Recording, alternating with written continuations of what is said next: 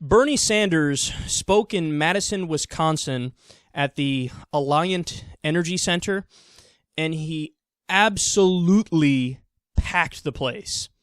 So the arena seats about 10,000 people, and 9,600 showed up. So there was some chatter on Twitter as well about how the only seats that weren't full were the box seats. That's awesome. How incredibly fitting is that? Because for those of you who don't know, the box seats are usually reserved for yuppie pricks. You know, if you go to any sporting event and you look up in the box seats, you can bet your bottom dollar that it's some Wall Street asshole or some rich dick in there. So at a Bernie Sanders rally, it only makes sense that everybody's like kind of down to earth and regular people and middle class, and nobody was in the box seats, but they were virtually everywhere else. Now remember, Hillary, when she launched her campaign, now, again, this isn't a launch for Bernie. He launched it previously. This is just a regular campaign stop, I guess you can call it. But if anything, that's even more impressive on Bernie's side. But for Hillary, when she launched her campaign, she only had 5,500 people, and that was in New York. So we're talking about Madison, Wisconsin. To get 9,600 people out in Madison, Wisconsin is much more impressive than getting 5,500 people in New York, or even getting 9,600 people in New York.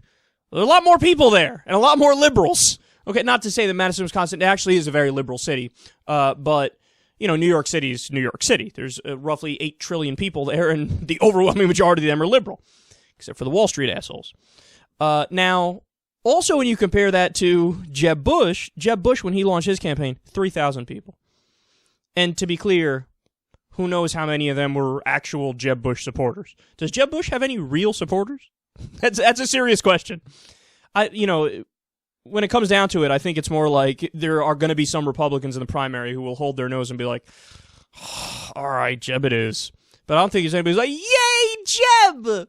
Oh, we love Jeb so much. Who the fuck? No, you don't. Even people who would say that, no, you don't. Remember, even Jeb's mom was like, we could do without another Bush president. When your mom is throwing you under the bus.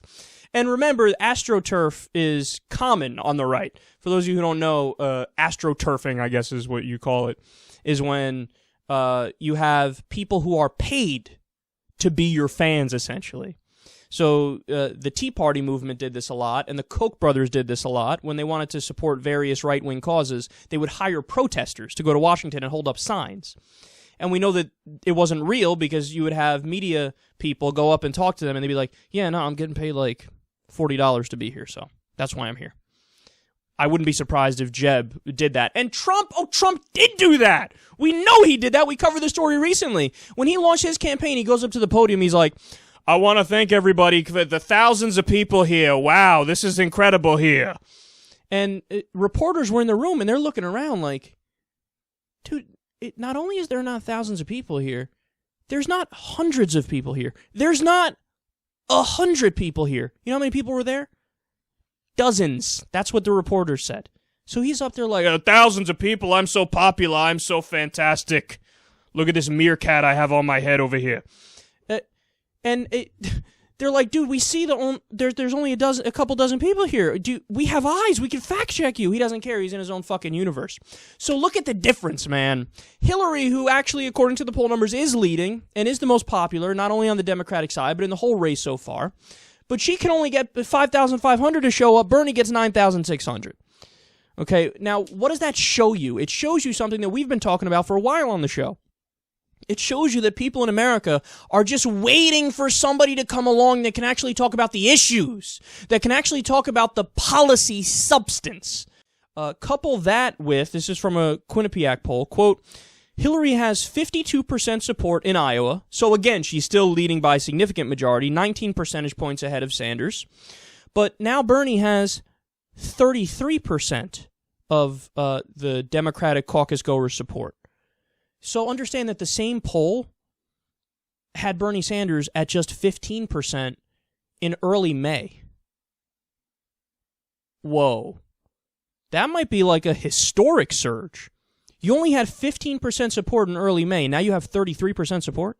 You more than doubled your support in that small time span without much help from the media. Look, I know it sounds corny. I know it sounds goofy. I know it sounds cheesy. But it's not even, and Bernie would admit this too, it's not even Bernie Sanders, the person, that has people really excited. It's the idea of Bernie Sanders. It's what he represents.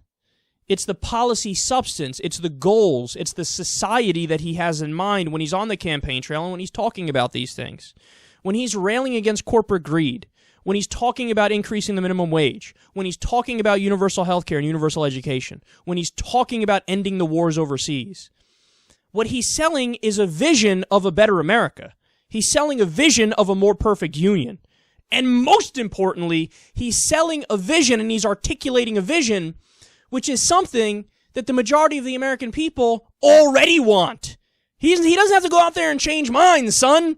He has to just go out there and say, hey, by the way, I saw the poll numbers. Here's where you guys stand on all these issues.